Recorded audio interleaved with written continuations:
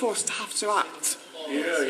Well, people can attend to our proceedings if they so wish, and I imagine some will and some won't.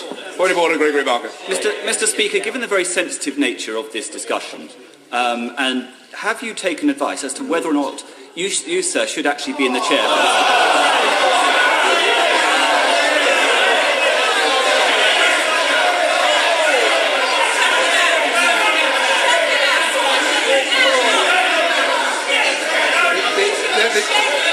I'll respond to the honourable gentleman in a moment, with pleasure. Point of order, Dr. Julian Lewis.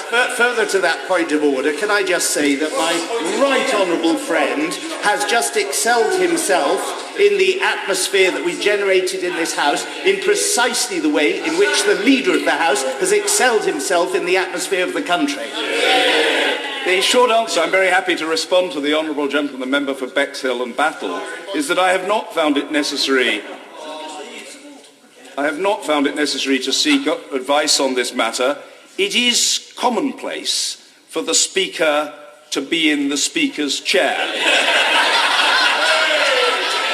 I'm genuinely sorry if that disquiets the honourable gentleman, but it has been my normal practice to do at least the expected number of hours of the Speaker in the chair, and frequently rather more so.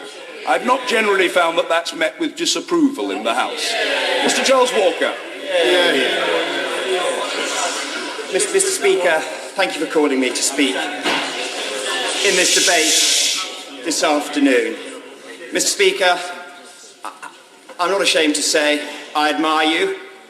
I am a friend of yours. I haven't yet seen your kitchen, but I hope to one day, Mr. Speaker. You've done an enormous amount for this House, and you've done an enormous amount to empower this chamber, Mr. Speaker. Mr. Speaker, we do share a weakness, and we both know what that weakness is, Mr. Speaker. We both have a temper, and we need to work together, Mr. Speaker, to better manage our tempers in the future. I was quite cross with a couple of very decent whips yesterday, and I apologise to them today, as I did yesterday. Mr. Speaker, but this report shouldn't be about you, and it is becoming about you. And I fear the government has wanted it to become about you. It should be about the position of Speaker.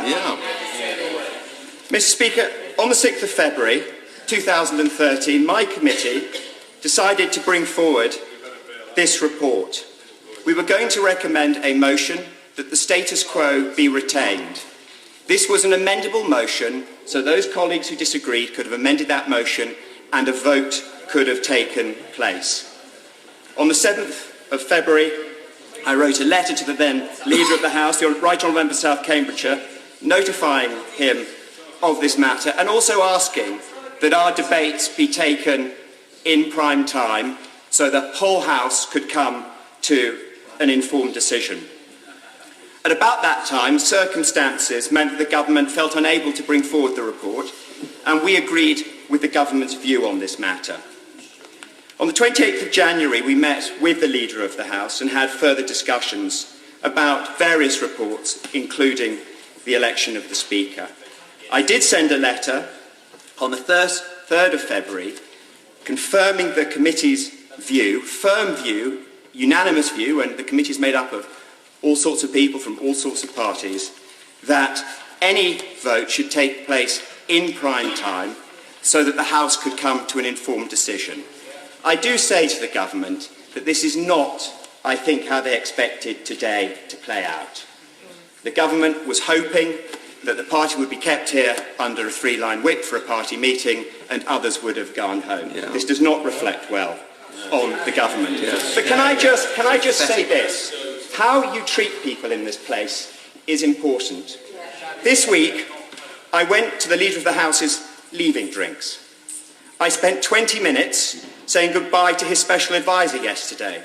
I went into his private office and was passed by the Deputy Leader of the House yesterday, all of whom would have been aware of what they were proposing to do.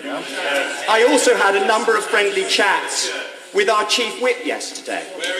And yet I find out at 6:30 last night that this House, the leader of this House, is bringing forward my report.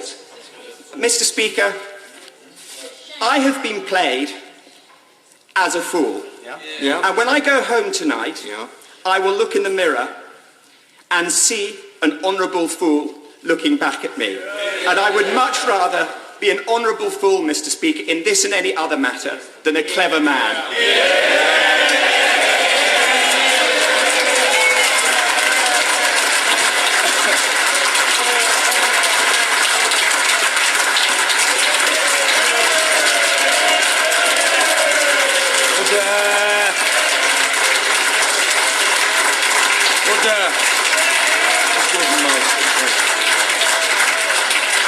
Mr. Gordon Marsden.